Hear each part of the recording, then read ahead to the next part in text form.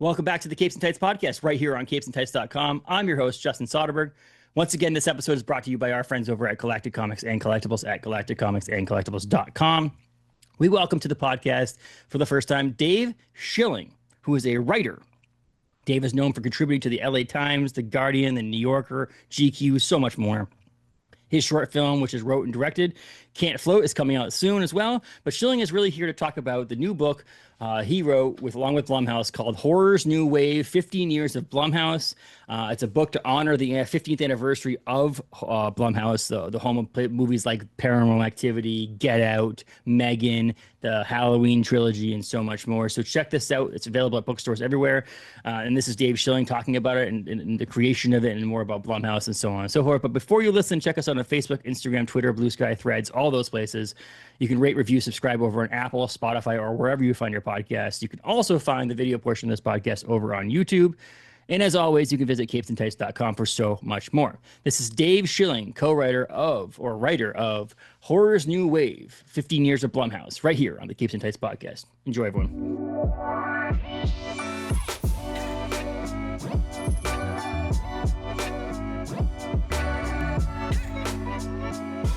Welcome to the podcast, Dave. How are you today? I'm very well. Thanks for having me. I'm glad. It's I live in Maine. It's a little warm here today. I don't know why, but it's like 85 degrees out right now. Well, I'll tell you what, it's much colder here in Los Angeles, so enjoy Maine. Exactly right now, but it's one of those ones you're not prepared for. You take the air conditioners out the window, and then you're not prepared for these days, and so it's a little toasty.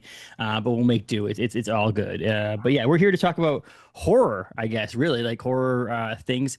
This episode is going to actually debut on our podcast platform on Halloween, which is really cool. So that's a cool fitting thing here where we talk about horror for our horror week. So we're here to talk about Horror's New Wave, 15 Years of Blumhouse.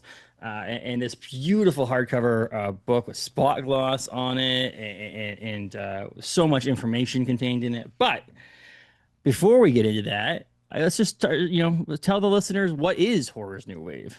Well, it is, as best I could, an encapsulation of the first 15 years of Blumhouse as a production company, right? The genesis of it, the ethos of it, why it's special, and telling the stories of the movies that really defined the company across those 15 years. And how did Dave Schilling get involved in this project? Like, how is your name attached to this now? Well, this was a project that was in the ether for a while at Blumhouse and Simon and Schuster, and they needed somebody to write it, and I guess I was as good a choice as any. I came in July of last year, and we finished the actual manuscript in October. So it was a very quick process.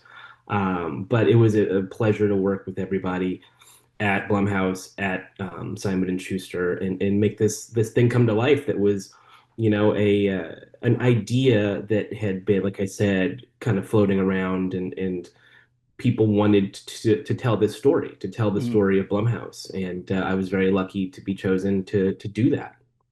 It's so funny to think about how ingrained, if you're a horror fan, how ingrained Blumhouse really is in your life when you're talking about horror movies and things like that. Like, it's funny how like you'll watch a movie and then at the end you're like, oh, I really like that movie. So you look up information about the movie and realize that Blumhouse was attached to it or something like that. Like, it's one of those, and then the next movie you're like, oh, there's a reason why I like all these movies is because there's one name attached to all of them, and that's Blumhouse. And it's cool to see this. And there's obviously well more movies over 15 years have been made by Blumhouse, but this is a smaller number of those films that's featured in this book. Do you have any idea of why these specific films were featured? Because I chose them. Because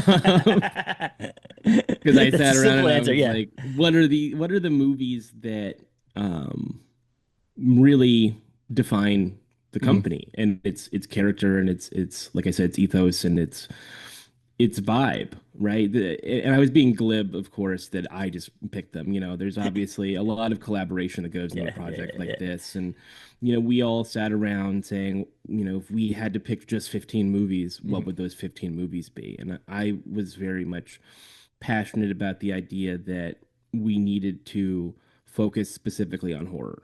Hmm. Obviously, there are many movies outside of the genre that Jason Blum produced that Blumhouse has its name on. Black Klansman, Hmm. Whiplash, movies that are real, you know, critically acclaimed, Oscar nominated feature films, right? Hmm. There's television, there's Hmm. video games. But in order to put together a book that is the most compelling it can be for the reader, for the audience, for the lover of Blumhouse as a brand, we had to really focus on horror films and Hmm. genre entertainment. And so that made it a little bit easier. And then getting deeper into it and asking more questions about what would be the focus of the book and what movies would be the focus of the book. I wanted to make sure that we got to speak to as many of the truly great directors that have passed through the offices of Blumhouse as possible. So that made it a no-brainer that we would talk about Sinister, so that we could Hmm. talk to Scott Derrickson. It was a no-brainer to talk about Insidious, so we could talk to James Wan and Lee Wanell. And then getting deeper into that filmography, and talking to Lee about Invisible Man, talking to James about Megan, Hmm. uh, Mike Flanagan on Ouija, Origin of Evil was crucial, right? You want to have those people who are truly considered some of the great filmmakers of the era, and get them in the book, and so that was really important. And then obviously the Halloween movies were another no brainer, just because it's Halloween, right? It's Michael Yeah. Myers. If you're going to talk about horror, Michael Myers is one of the first names that comes up, right, with the genre. And Yeah. so the fact that we had these three movies that were this trilogy that were Blumhouse movies, that was an easy call. I thought back, reading the section about Halloween and the creation of Halloween, obviously way back in the day. I'm 39, so it was, 1986 was when I was born. So back in the day, it is back in the day for me, It is. is that search engine optimization wasn't a thing then, but actually calling the movie Halloween was the best possible thing, because now if you just type in Halloween movie into Google, the first thing that's going to come up is the Halloween movie. Not just Halloween movies, which is a phenomenal thing. But yeah, it was a great section. I like how it was more towards the middle of the book too. So as you're reading it, you didn't just start with, obviously starting the book with Paranormal Activity makes a lot of sense. But the Halloween was like kind of like in the middle of the book, so you actually got to see some other films and read about some other films that maybe either you didn't know about or knew less about than these things like the Halloween franchise, which is really cool. Yeah, it's a loose chronological order, Mm, right? I mean, we obviously talk about the sequels for The Purge, in the Purge chapter. We talk mm, about the Insidious sequels in the Insidious chapter. But it kind of worked out perfectly that Halloween was, like you said, in the middle of the book, because the Halloween trilogy is really kind of a big departure for mm, Blumhouse, mm, right? It was for so many years considered this kind of place where original material mm, would be at the forefront. It wasn't, a lot of remakes. It wasn't, big IP. It was small, lean, affordable horror films mm, like Truth or Dare. Truth or Dare is a chapter in the book, and it's one movie that I think is really underrated. And I was very glad to include it in the book, because I think it's one of the most potent versions of, or examples of what made Blumhouse great at the beginning, which is, mm, let's get a great idea, let's find a competent and smart director, and let's build something out of that isn't going to break the bank. mm. But Halloween is, like you said, the franchise, right? Yeah. That is the number one horror franchise, and it has lasted for so long. And so for Blumhouse to then take that on was kind of a big change. Mm, And now you've seen the company grow so much, and you've seen it get into more of those franchises, right? Five Nights at Freddy's mm, is a Blumhouse film, and the sequel, obviously, a Blumhouse film, and that's a massively popular video game and a huge franchise that so many people in the world adore. mm. Blumhouse was able to take that and build that into a feature film franchise when a lot of other studios, a lot of production companies struggled to figure that out. And turning video games into movies has been something that has been hit or miss Yeah. in the world of films over the years. And so to have Five Nights at Freddy be so well made and well done and adapted from it. Obviously, you had the creator of Five Nights at Freddy's. involved in it, so that helps a little bit. But like, the story itself. But I'm glad you mentioned Truth or Dare.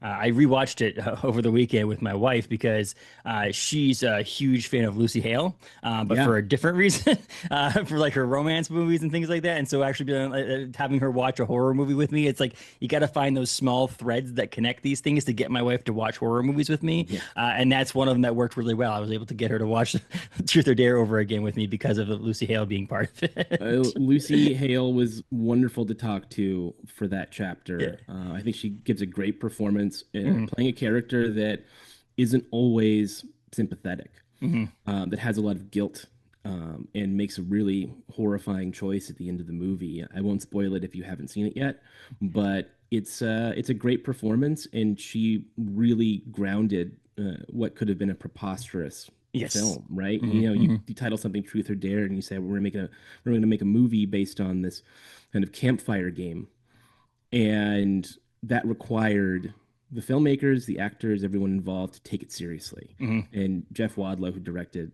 that film, took it very seriously, and he looked at how to make a movie about this subject matter that could have gone in a million different directions, Mhm. and make it compelling and make it believable and grounded and something that people could emotionally invest in. And I think, he did a remarkable job. And Lucy is an incredibly charismatic person and really lovely to talk to. And I think that chapter is a standout in the book. It really is, and it made me. It reminded me some of these films too. Ma, Truth or Dare. Some of these films. It reminded me that sadly to say, existed because there's so much out there that I kind of forget about. Sometimes you watch it once, it was a good film, and you may not go back to it. But like reading a book like this reminds you that they're there. Mhm. And the benefit we get with digitalness of the world we live in now is that I can instantly access some of those films to watch again. I don't have to, sadly, I did like to go into Blockbuster and looking through films and finding new films and things like that. But like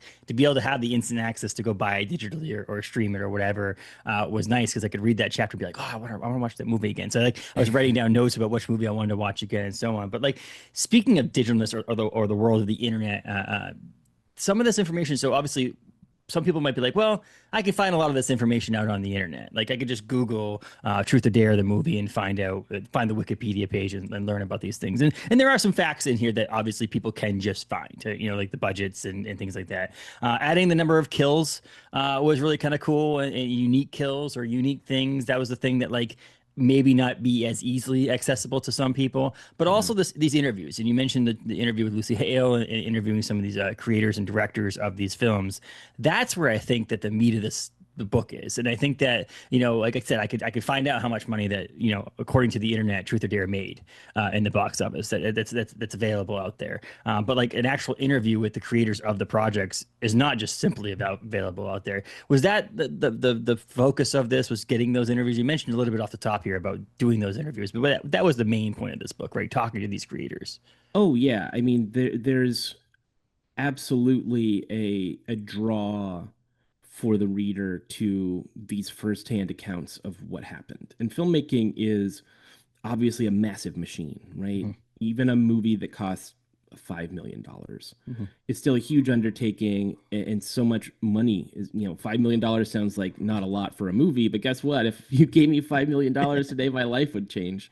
So it's a huge machine, Yeah. but at the end of the day, it's about the human beings and Mhm. the people that are hired to give up weeks or months of their lives or years of their lives to a creative endeavor. And that's, I Mhm. think, a beautiful thing. And that's why I was so excited to do this book, is because it is about people first. And the idea of interviewing all of these brilliant individuals who gave themselves to the art form was incredibly appealing. And there's so much stuff that obviously um, isn't out there Mhm. because someone would have to ask the question, Mhm. right? It's not as simple as, the facts and figures, like you said, the Yeah. numbers and Yeah. and the release dates. Though those are there for people who want to be able to quickly find them. But, I don't think a lot of people know that initially for Get Out, Michael B. Jordan was Mhm. offered the lead role in that film. And it was something that I only found out about from talking to Terry Taylor, the casting Mhm. director. for that movie. That there was an offer out, that the studio was excited about him, and that was a very real possibility, and that eventually he decided to not do it. Hmm. But that could have changed movie history. Yeah. Those are the kinds of things that are so exciting to get from the people involved. Jamie Lee Curtis, very candid, very um, interesting, and willing to share her experience of coming back to play Laurie Strode in the Halloween trilogy, and the things that she loved about those movies, and the things that maybe her and David Gordon Green didn't always see eye to eye on. Those are Yeah. the things that you only get from talking to the people. So that's why I'm obviously biased, but you should buy the book because it's really fascinating.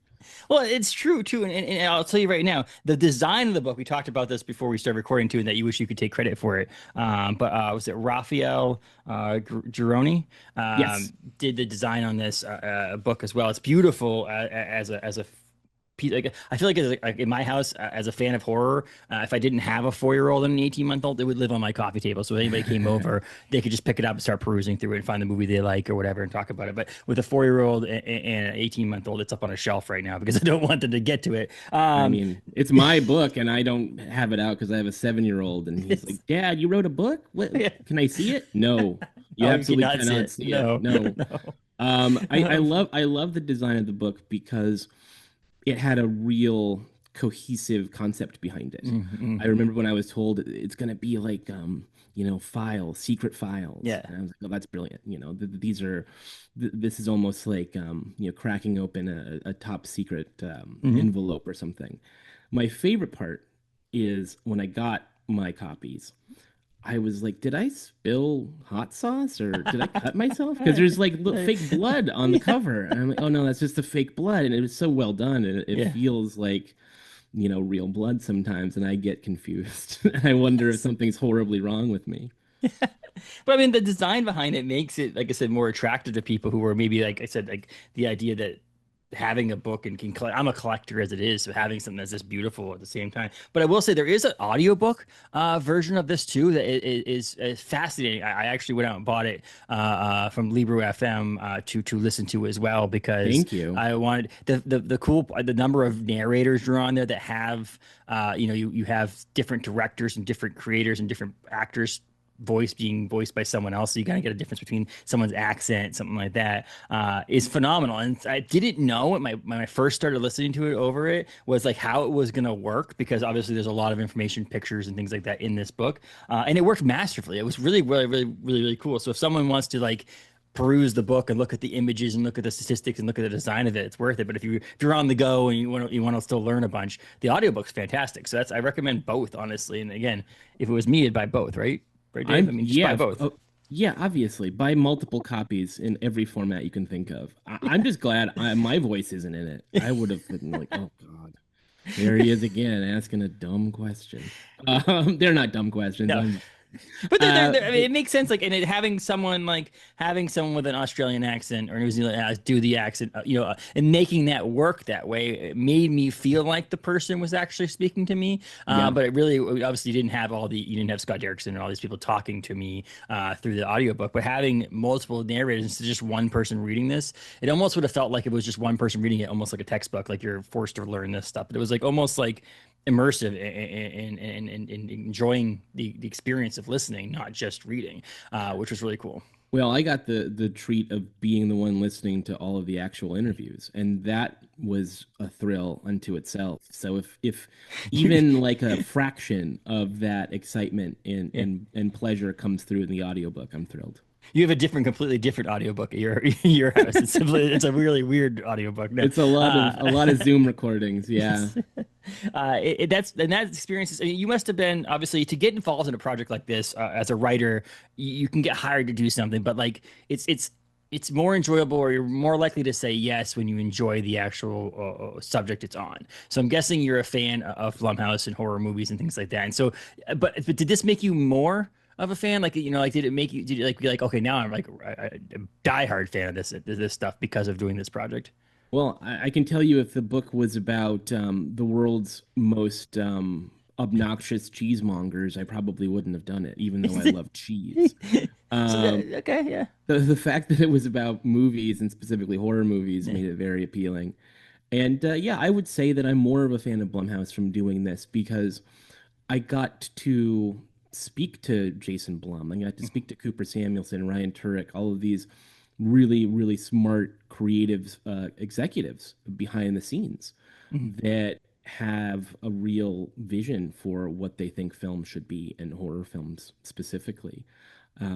I respond very well to their values, right? The Mhm. values of putting creativity first, trusting creative people, giving them opportunities. I've always been a fan of their financial model, right? Mhm. The idea that, look, we're going to do this as affordably and responsibly as possible to ensure that we can keep doing it. Like that's what we need, I think, more of in Hollywood is a belief in great ideas and great creators and responsibility with budgets. You think Mhm. about how big a budget can get, and a movie doesn't open as high as you want it to, and then someone's career is over, Mhm. and that just doesn't seem fair to me, right? Blumhouse was and still is a place where creative people can come in and be given the keys to the kingdom. A great example of this is Emma Tammy, who directed Five Nights at Freddy's. Mhm. Emma is still a relatively young filmmaker, but they gave her this huge franchise Mhm. that Scott Cawthon is the keeper of the flame of Five Nights at Freddy's, and if it's not working for him and for the audience, for the people who love Five Nights at Freddy's, it could have not worked, Mhm. right? But they gave Emma the opportunity, and they afforded her the trust to make that film and to Mhm. make it something that the audience would respond to and appreciate.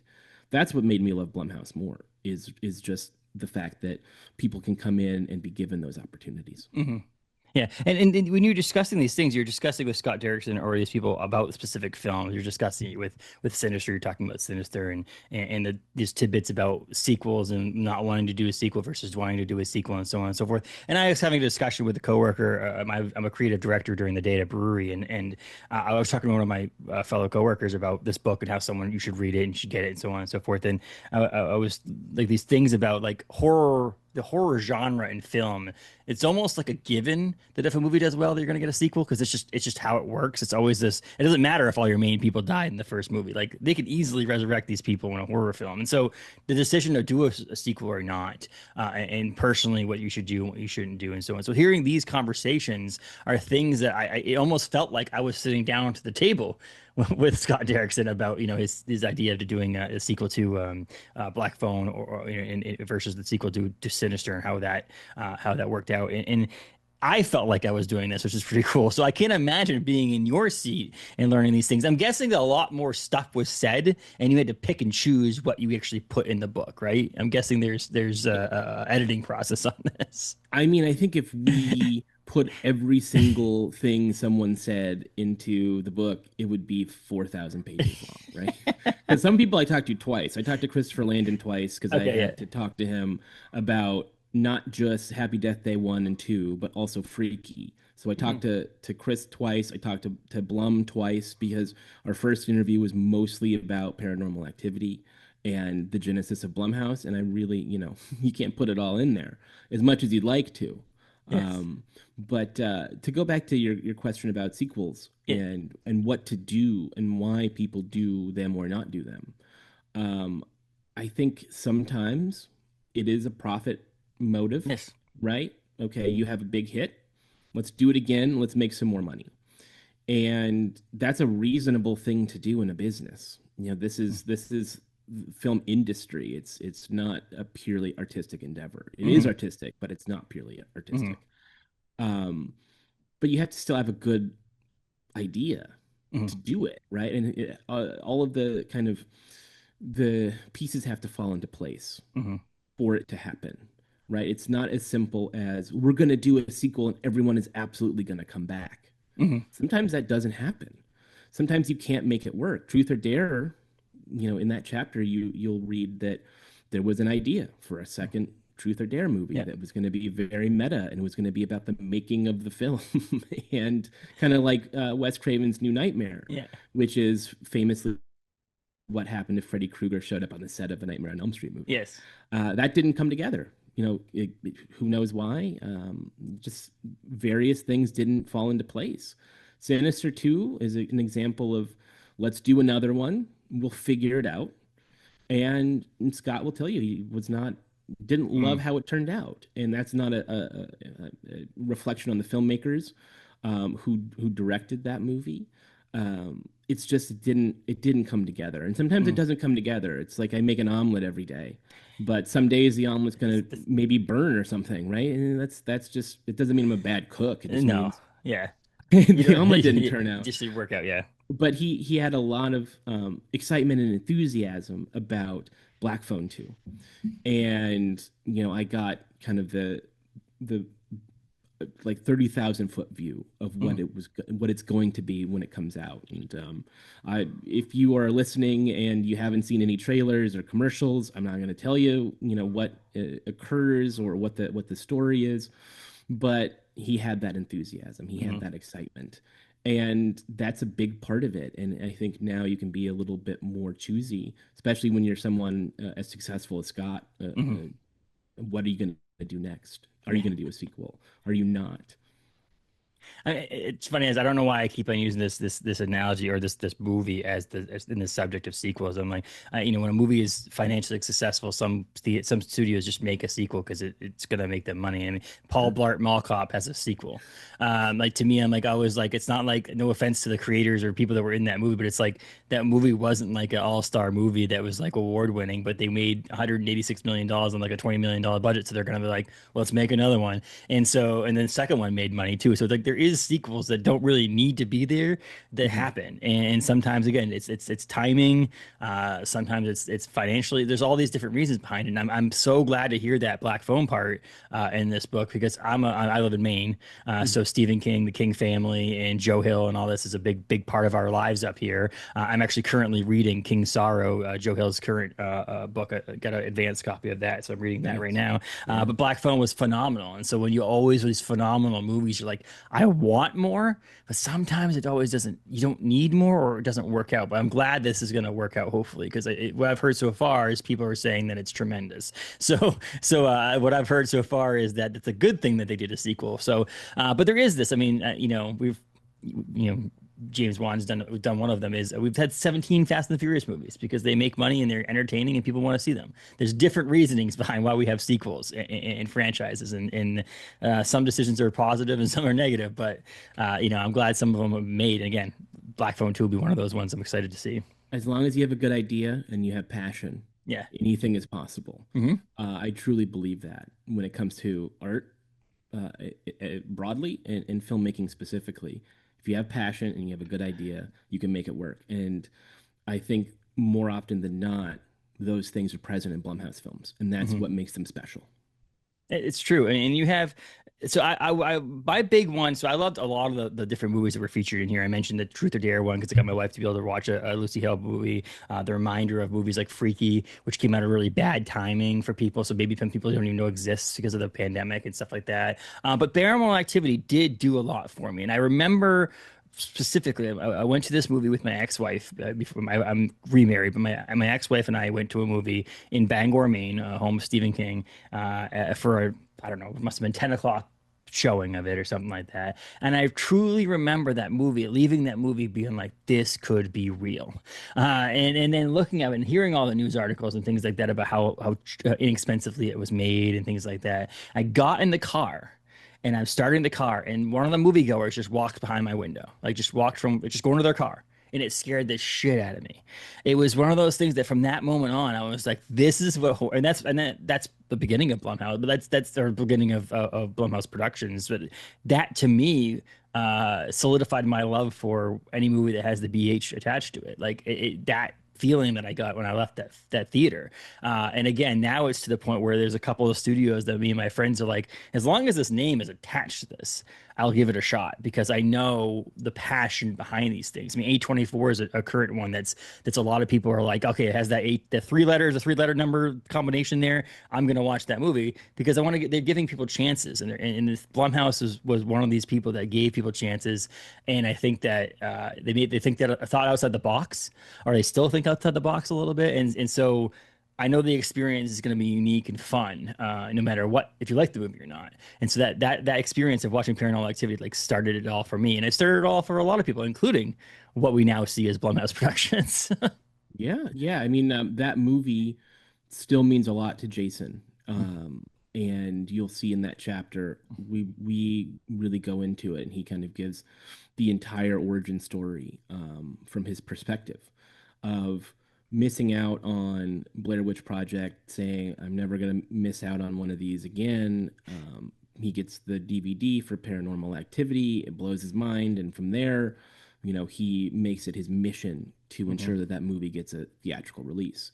And can you imagine if it went straight to video back then? It would have been absurd. But there were discussions about, let's just put this on DVD and then we'll remake it with stars. And that would have missed the point of why it worked, is because of what you're saying. It felt like it could have been real. And I think that is, obviously there are horror films that are over the top, campy, ridiculous, and that's the pleasure of it, right? You're not sucked into most Nightmare on Elm Street films because you believe it's possible. But I think the core concept of horror, no matter what, is you should be invested.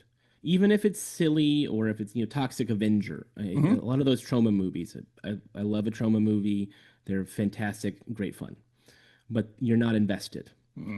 I think more often than not, it's about investment and not belief that it's real, but that it is grounded, and that the emotions of the characters are grounded, that the fear that they have is a fear that is transported through the screen to you, and that you are now kind of living vicariously through them and experiencing these scary things along with them.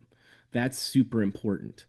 The outliers exist, and I recognize them and appreciate them, but I think if you're starting out as a filmmaker and you want to know what the secret sauce is, it is that connection, that emotional resonance.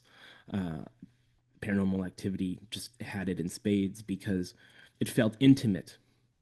Security camera footage, real-ish people, right? They weren't superstar actors. You could immerse yourself in the experience.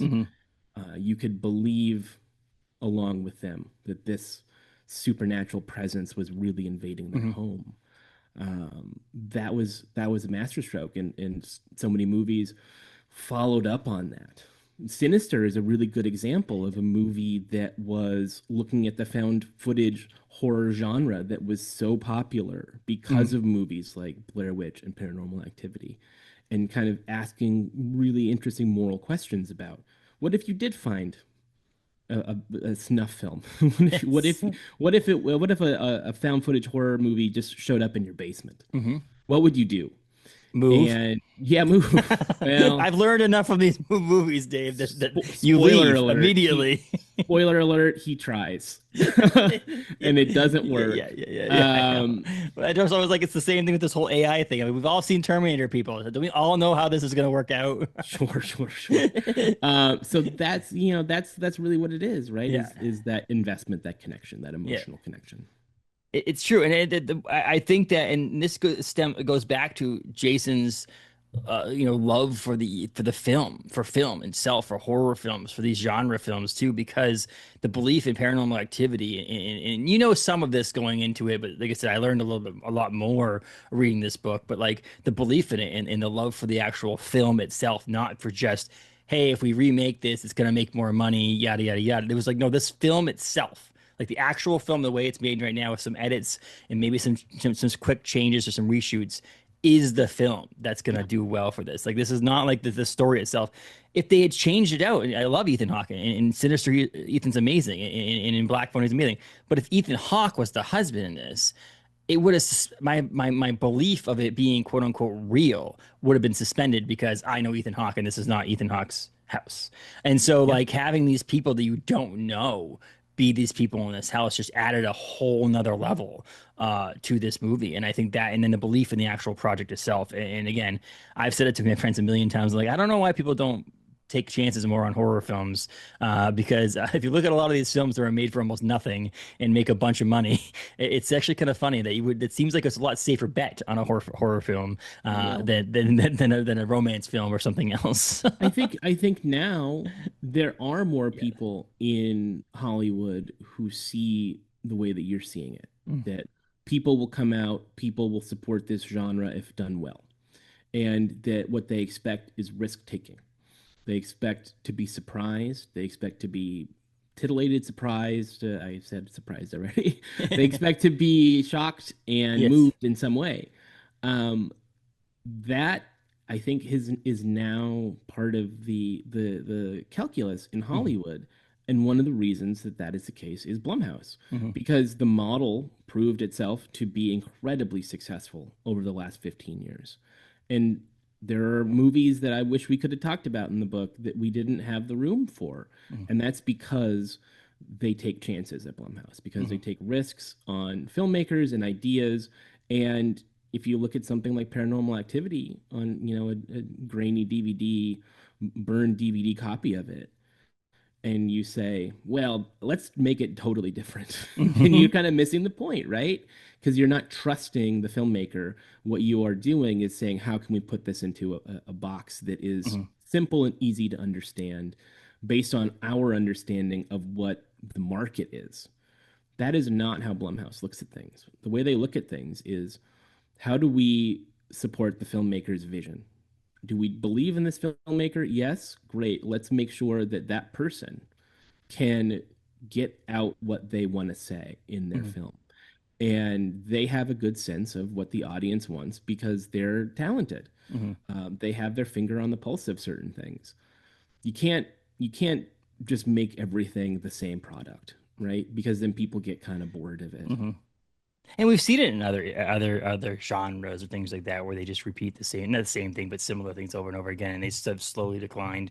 Whereas some of these films, and we're in a resurgence of horror. If you think about it right now, too, the horror is big in all media formats, books, comics, movies, games. The horror is big right now, and I'm glad because I think there's a story to be told. And I've always said that horror has like horror romance and horror sci-fi and horror. There's always like these spin-offs or branch offs to other genres that could be incorporated in this. I mean, I just read Remain from M. Night Shyamalan and Nicholas Sparks, which is a thriller romance, supernatural romance, which is like it was like one of those things where I'm like, I don't know how this is gonna work, but I'm like, I'll trust these guys to know what they're doing, and it was phenomenal. And so there's this love for mixed genre, mixed things, but like in all of these movies and all of these interviews that you discussed, obviously there was a discussion around Jason and the brains behind every the top part of all of this. Mhm. And I think a lot of these people live, we all live, or most of us live. If you can't say anything nice, don't say anything at all.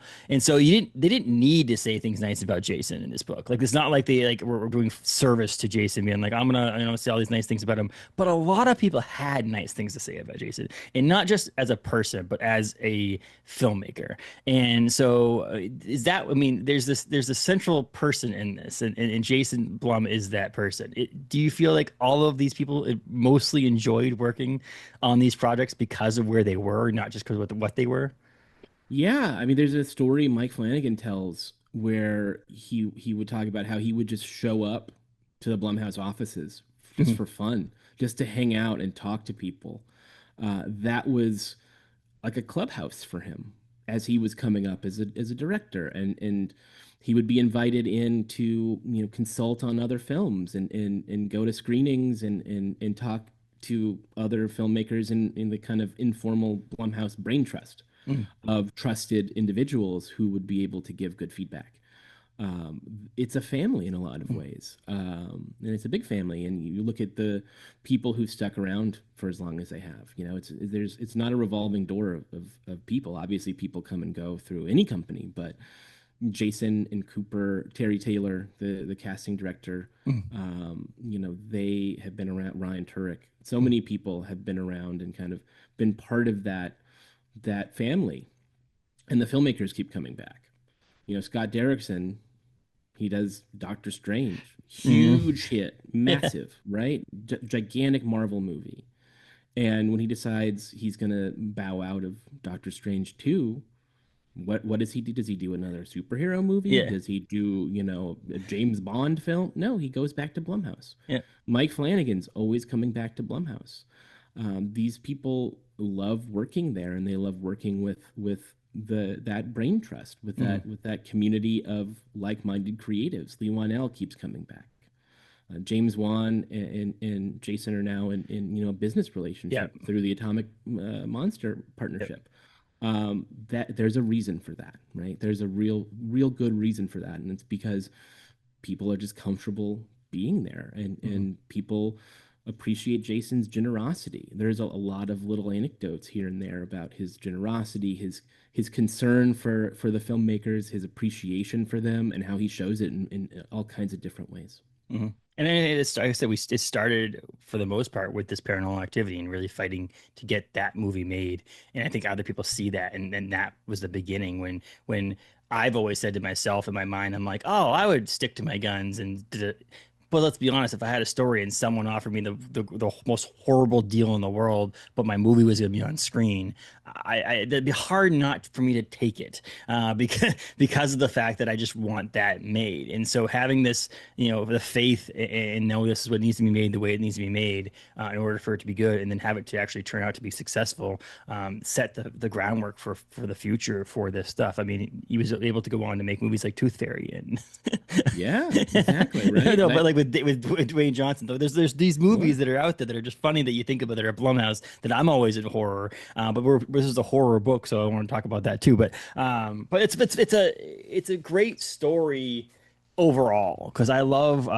hearing when movies are made for not that much and they don't look like they're not made for that much, not that much, and make a bunch of money, because that's a success story that I would want to be part of.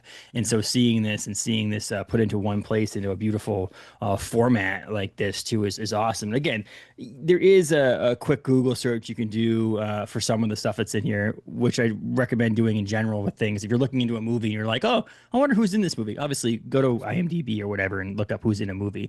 But if you want like entrenched in the behind the scenes interviews, anecdotes like you mentioned, kill counts, jump scare counts, things like that, imagery, cool, fun things and fun facts about some of your favorite Blumhouse movies. This is it where it's at. This was such a fun read. It's one of those ones that I decided to discuss this with you. We discussed, we scheduled this interview, so I was like, oh, make sure I read it before we discuss. It was on my docket to read it, but I was like, it was one of the most fun reads I've had though, because like when I read things nowadays a little bit different. I need to think analytical. I need to think about reviewing and things like that. And like this was like one of those things like I don't want to write a review about this because I just enjoyed reading it so much. It was weird, but like I did, and it's 5 star. It's a phenomenally put together book, and now I'm looking forward to other people reading it more and talking to them. So I'm going to be, I might be some of my horror fans. I might be buying some Christmas presents for people. You know what? Every member of your family deserves a copy of this book. Every single one, cousins. Yes, everybody. Neighbors. Yeah, husband and wife, they both need their own copy because one of them maybe wants to put it in their car or the camper or work. Just hand them out to your Amazon drivers in the neighborhood. It'll be great. It's great. No, it's true. It's a horror is an awesome genre in film.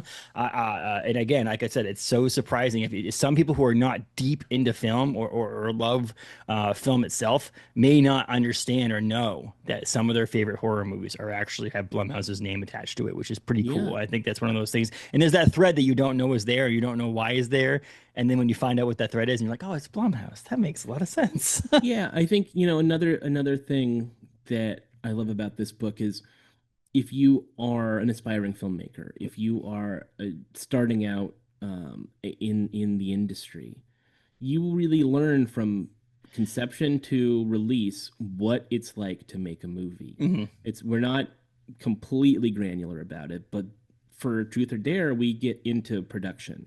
Mm-hmm. For Ouija, we get into the lenses that were chosen and the specific 1970s style filmmaking techniques that were used because Mike Flanagan really wanted it to feel like one of those movies he loved from the 70s, like The Changeling. Finding out about the test screenings and how a test screening changed the kind of trajectory of Happy Death Day, and how that ending changed because of test screenings, marketing decisions, how the Megan look and costume came to be, which became so iconic. Now Megan is a character at Halloween Horror Nights at Universal Studios. Yeah. Those things are here, and you can really get a crash course in what it's like to make a movie in Hollywood from 15 years ago to today, just from reading this book. And I think you mentioned you said today, but it's tomorrow too, because you mentioned in this book Black Phone and Black Phone 2 coming, Friday Nights at Freddy's 2 coming, and those movies that are coming on the horizon.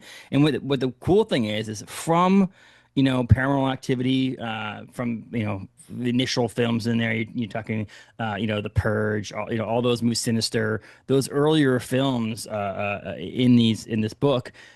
There's not much different going on now, meaning that there's not much of a difference of the process. The movies are different because the movies are unique and things like that, but like the process themselves are lower budget, quality films with quality people, and hopefully they are a success. And I think that's what's going to happen in the future too. I think that this model you talk about is continuing, and I think that the future of Blumhouse isn't going anywhere. If anything, it's going up, and I'm excited for that. I'm really excited to see what other films are being made from this family you mentioned, this group of people. Stick around in 15 years for the sequel, horror's newest wave.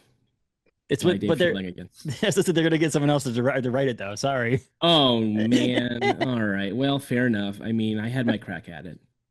No, it's one of those things that like hopefully it's you're making it for the right reasons if you do make it in 15 years, right? You're making it all for the right reasons. It's not for the money grab. It's because it needs to be told. It's the story that needs to be told. It's the story that needs to be told. Exactly. But Horror's New Wave, 15 Years of Blumhouse is available at bookstores everywhere. If your local bookshop does not have it for some odd reason, tell them because they can get it. And so make sure that do that. We love bookshop.org because bookshop.org supports local bookstores. So if you just type your bookstore in that you like downtown your area, you buy it on there, they'll ship it to you, and then they'll get a portion of that to the local bookstore. Same thing with Libro FM. If you're looking for an audiobook version of it because you're on the go and you want to listen, this is available in audiobook. And again, Libro FM donates or takes a portion of that sale and gives it to your local bookstore, which is really cool. So I'm excited for those two things. But honestly, just get it where you can get it. If it's available on Amazon, get it on Amazon. Get it wherever you can get it because this is a phenomenal book. And like I said, if you're a person who likes a good coffee table book and you want to have discussions for people, or you're trying to figure, or even trying to figure out what movie you want to watch, just open up your chapter, read that chapter, watch the movie, and get more out of your avoid experience. the spoilers. Yes. Okay. Read to a point, and then now I'm going to watch the movie. Or watch the movie and then read about how it was made or things like that. That's the thing. I love doing that. I love doing that. Well, I'm so on my wife's like, what are you doing? I'm like on my phone during a movie because I'm like reading the Wikipedia. This person was in another movie, and well, how was this made? And you're like, oh my gosh, this is fascinating. So I'm all about it, and I think a lot of people are going to be all about it. So Dave, good job. Congratulations. It's phenomenal, and I'm excited for people to read it. Thank you so much for taking some time out of your day to come on here and chat about Horror's New Wave. We'll have you on again in the future at some point. We'll chat movies and be nerd out a little bit here too. But thank you so much. My pleasure. Thanks, Dave. Thank you.